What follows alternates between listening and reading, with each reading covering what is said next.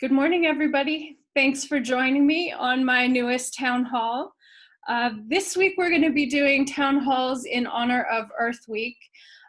Wednesday is the 50th anniversary, and what better way to celebrate Earth Week than to have Katie Blume on.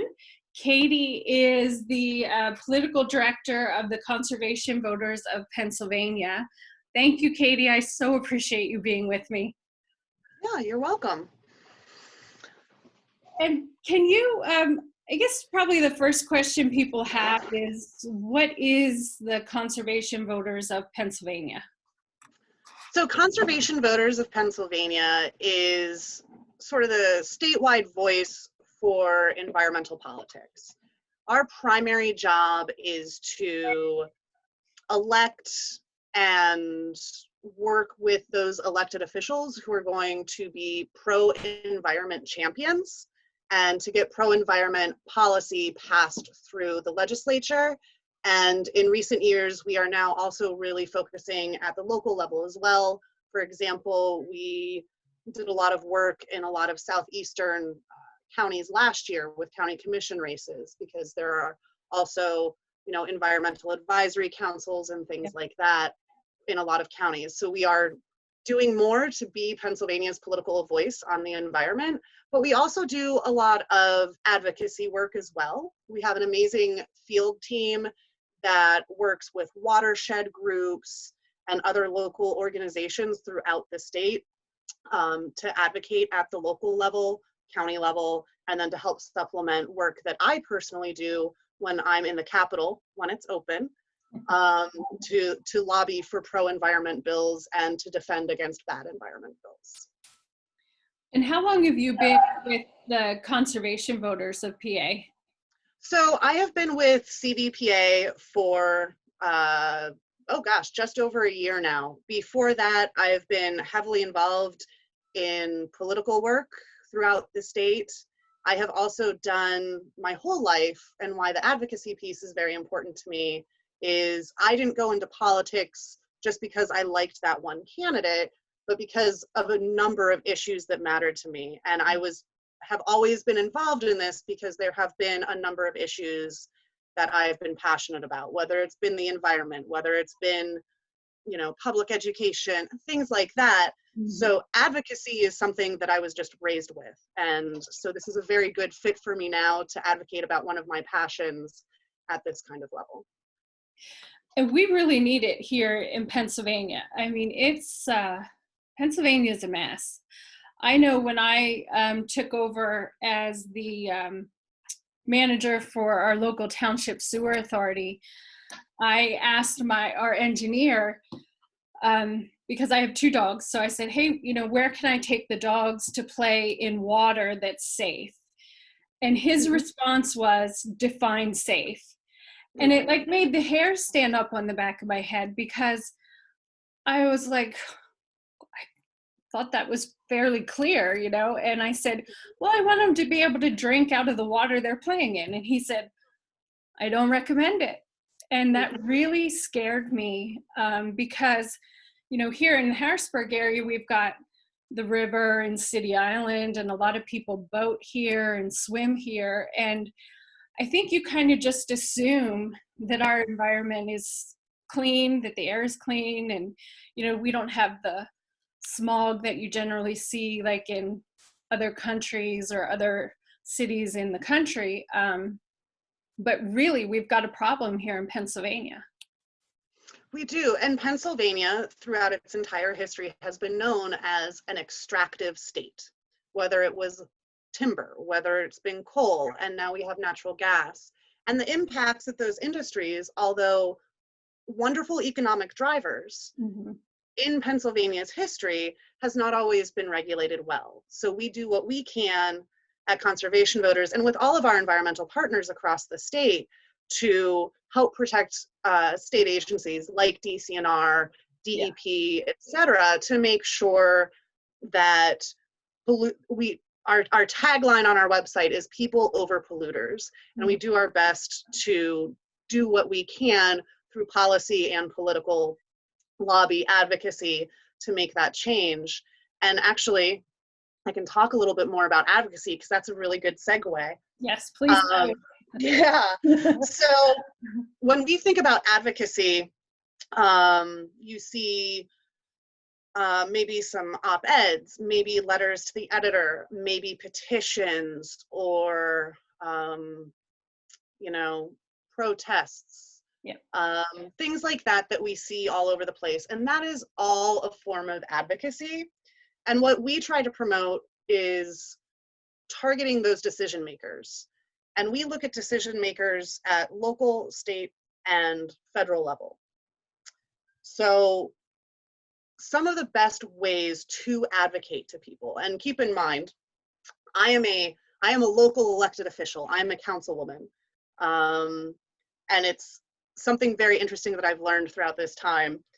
It's been a few months and I'm just like, we're doing this right. So the first thing to always remember when you are advocating is that people are not rational, including you and including decision makers. Part of that is just human nature. And we can be rational people, but everybody has a story to tell, and everybody has an experience or a loved one's experience that has shaped their views and ideas that can adjust whether you may or may not think they are being rational about something. Yep. So one of the first things that I always encourage people to do because of that is know your audience. What are the local issues in your area? If you are advocating at any level, who are you talking to? If it is Congressman Lamb, what is happening in his district for the environment? What is happening environmentally in his district that he would have that firsthand knowledge about?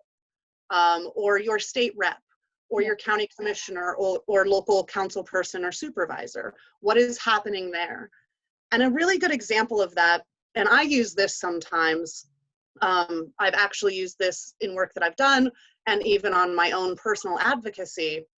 So at a local level, I talk about the fact that I live on a Class A natural trout stream right in front of my house, 50 feet in front of my house. So as now a council person, but previously at the local level, it would be advocacy of, we need to do something about stormwater mitigation so that all of this runoff isn't going into this stream. I live here, or this increases the economic viability of my small town that caters to trout fishermen every single year. So, and that's my story at a local level. At a state level, if I take that same issue, that creek actually in front of my house feeds into Penns Creek, which feeds into the Susquehanna, which is part of the Chesapeake Bay watershed. Yep. So I can utilize personal examples from in my own town and the area immediately surrounding me with state legislators to talk about why cleaning up the Chesapeake Bay and providing funding for that is critically important. And at a federal level, which we don't do a lot of, there's a big misconception. The League of Conservation Voters is our affiliated national organization. So we don't get really involved in federal politics or anything like that. Actually, we can't. Here in Pennsylvania, we do not do that. They do, but we often will help them with advocacy. So I can go and talk about the Chesapeake Bay funding, riparian buffers along the Susquehanna, or places where I live, when I'm talking to a congressional staffer or member to say, could you please fully fund the Land and Water Conservation Fund? Yeah. So you can take those personal stories from where you are in your more immediate area, or a family member who's been affected by some form of pollution, and translate that to any level of government. So that's the know your audience piece. And that's also telling your story. Stories are critically important. You need to have that connection with your audience. Just like you talked about speaking to your water and sewer authority about, where can I take my dogs? A lot of people have dogs. How do we make those connections with the decision makers we want to be talking to? Because people aren't always rational, those stories are experiences, as I said before, that will help shape a perspective to move forward. So it's really audience, connection, story. And then you can, after you establish that relationship, you can get to making an ask. Could you please fund this? Could you please co-sponsor this bill? Could you create an environmental advisory committee for our township, county, etc.? Because this is happening here. This is happening to me. This is happening to the community. So that's kind of the, how do you make that connection piece? Yeah. And then you can move into, how do you talk to everybody? And we get into, and this is, as I already mentioned, letters to the editor, writing op-eds, things like that. But I wrote a whole list that I'm going to read in a more engaging way than reading a list. So some of the big things that we advocate for, especially for people who are getting into advocacy for the first time beyond just writing a letter to the editor, which a lot of people do end up getting involved in. There are public comment periods that a lot of people don't know about. You can find them through the EPA website. You can find them through the Pennsylvania Utility Commission website, DEP's website, and you can actually sign up to be alerted when there are public comments on environmental issues from a lot of these different sources. And so we do encourage people to put their public comment in. The other thing is making phone calls. As we've seen in the political world, obviously, people are calling elected officials all the time about various things. And a lot of people have kind of done that too. There's also one-on-one or small group meetings. One-on-one being, I'm doing put my lobbyist hat on, and I go talk to a state legislator or their staff, or I go with other environmental partners from, Sierra Club, Clean Water Action, etc. And we go and talk to the legislator or the legislator's staff. And then there's also public meetings, which is another thing that a lot of people think about.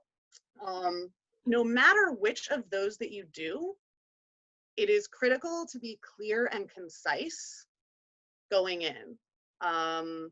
Obviously, there's always introductions and things like that, but sometimes in the professional space, I have 15 minutes or less to talk to a legislator.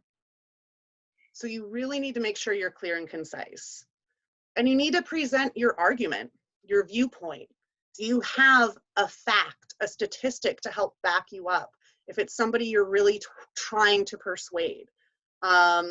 If I go into somebody, actually at any level of government, I can say outdoor recreation, and I've seen different numbers, have $26 to $29 billion impact on Pennsylvania's economy. We need to protect our rivers and streams and forests from pollution, because it's also an economic issue. Yeah. So there's a fact. And then I offer solutions.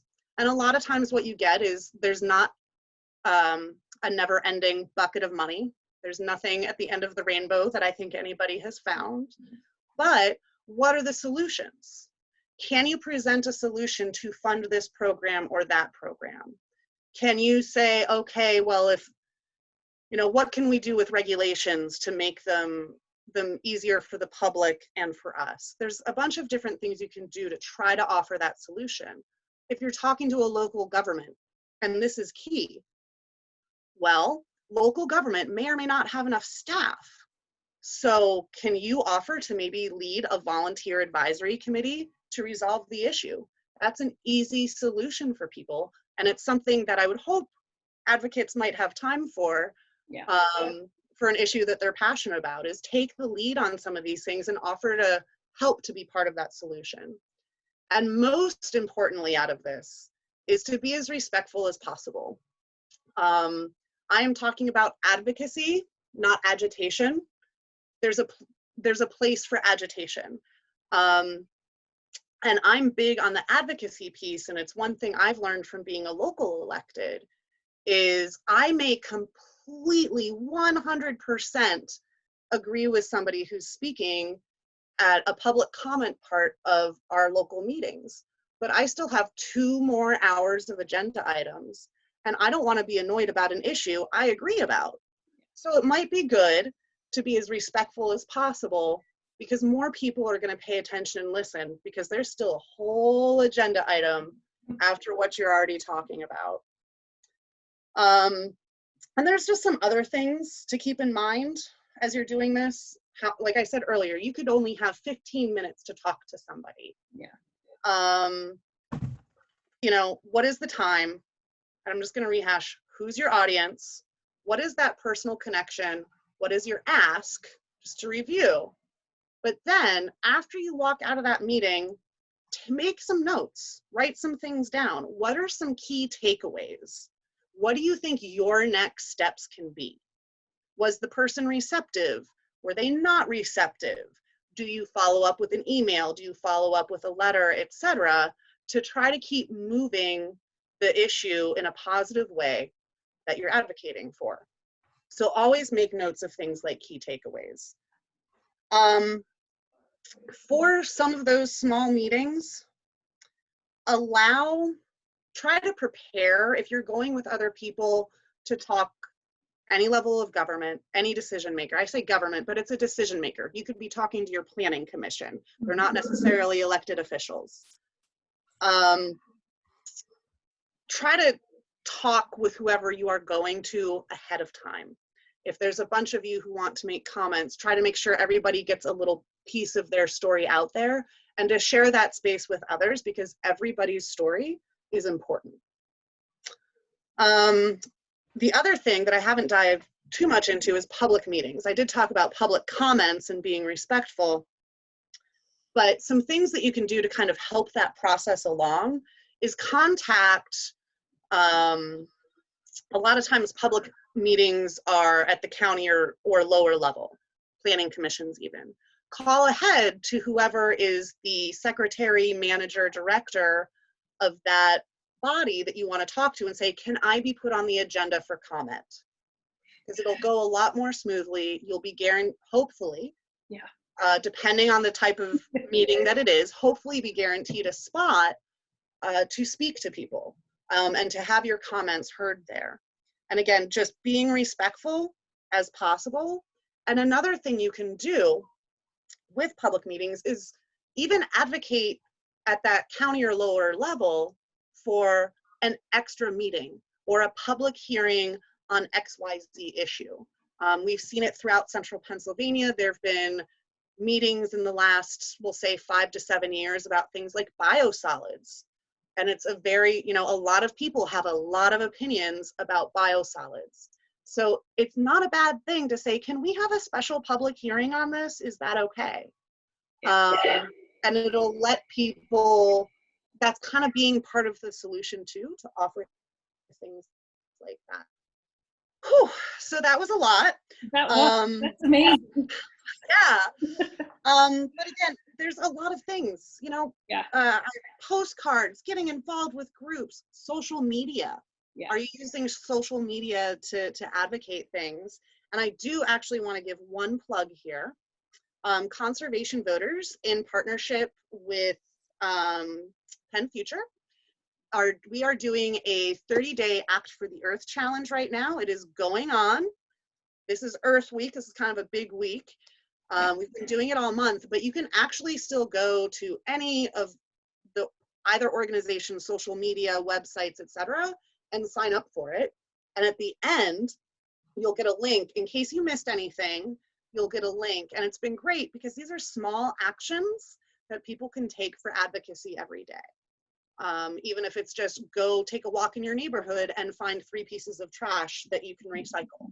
And it's things like that, that even if you don't have a lot of time, or maybe you're at home with children because we are all self-isolating, hopefully, that you can go and teach your kids about recycling, or teach your kids about, I'm going to send a thank you to somebody for doing something good. Mm-hmm. And it might even be something to fill some time.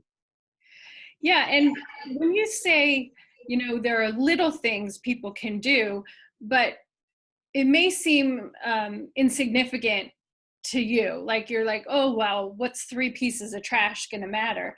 But if you think about it, if 100 people in your neighborhood pick up 3 pieces of trash, what an impact that has. So even the little things really add up when you do it regularly, or a lot of people get involved and join you in it. So those things are really important too. Yeah.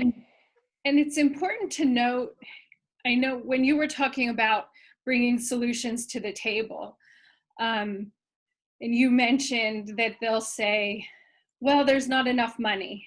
You know, that's usually what you get first.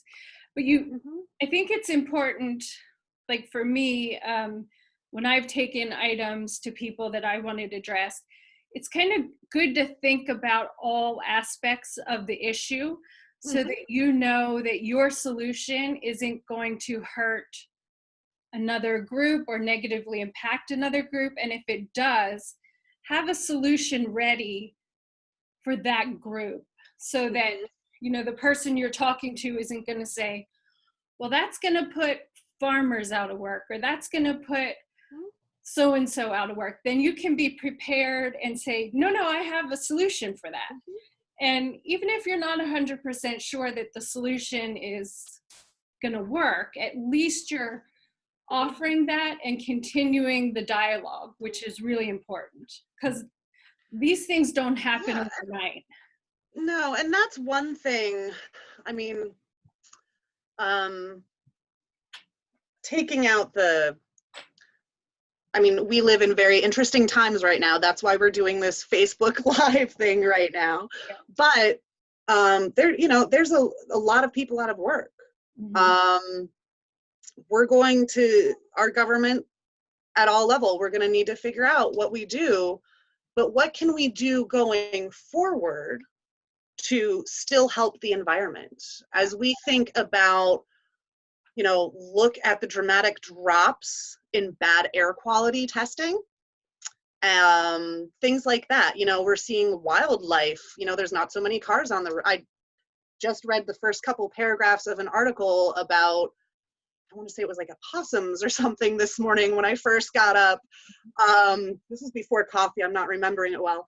But there are more active creatures and wildlife out there.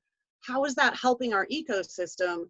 So as we move forward, is there a way that we can combine all of these things that doesn't create a negative economic impact 5, 7, 10 years down the road, that we can all kind of come together and figure these pieces out? Are we going to be talking about a different kind of economy?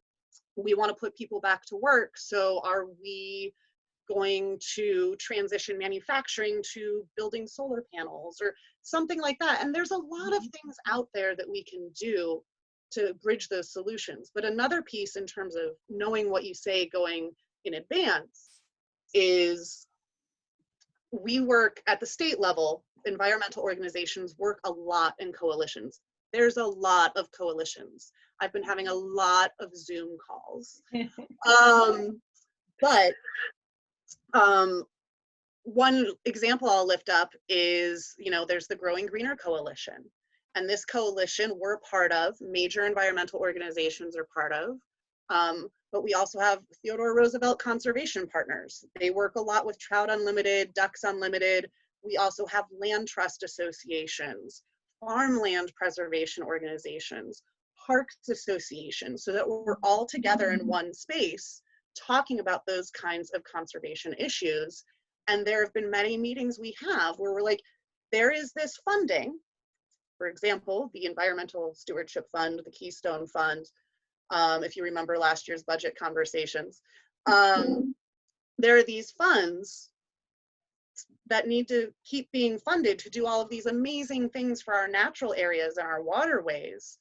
And what happens when there's tension? So we also try to come together as a group to figure out, how can we balance this? What other things we can do for funding? things like that. So it's nice to work in coalitions as well. So if you're advocating with a group of people from your community to your county commissioners, think about that. Yeah. Take 5 minutes and look at the top 3 pages of your county budget just to see what they might be dealing with. A little research can go a long, long way. Absolutely, because they want to know that you're coming in prepared and they can take you seriously. So if you're just going in there and spouting off random things and not having facts to back them up, and they're not going to take you seriously, and you've just wasted your time, you've just wasted their time. It's really important to make sure that you're prepared and you understand the issue. And the beauty of what you just said, I think, is that there are so many environmental issues that you can advocate on. It's not just clean water, clean air. I mean, it's everywhere. It's everything. And find the one that speaks to you the most, that touches your heart, that you're passionate about. Because if you're passionate about that issue, advocating for it is a walk in the park. It like literally lifts you up and speaks to your soul. I mean, it's that powerful. Yeah. And I see we only have about 2 minutes left. Is there anything else, any other questions or anything like that you would have for me? So if anybody has questions, there's a chat box on the bottom. If you want to type in your question, we can read it. And Brad, I don't know if there's any questions on Facebook that are outstanding that we haven't covered during our conversation. No, really, everything has been covered by any concerns or questions or comments on the Facebook chat. Awesome. We're good, Katie. Whew, we got in under time. Thank you so much. And thank you for everything you do. I mean, you work so hard for the environment, and in turn, you're working so hard for all of us. And I can't thank you enough. It's awesome. And thanks for having me and letting me speak, and stay safe and healthy, all right? And before you go, what is your website and Facebook page so people can find you if they want to join up? So it's Conservation Voters of PA on Facebook. Our website, and honestly, I have it saved as a link, so I'm going to cheat and pull it up. I think it's conservationpa.org. Yes. Okay. Conservationpa.org. Twitter is conservationpa. Instagram is Conservation Voters PA. And we are present on all the social media. And I'll put those links in the comments below the video so that people can find them and log on whenever they want. But yes, thank you so much. All right. Thanks for having me. Yep. Have a great day. Bye. See ya.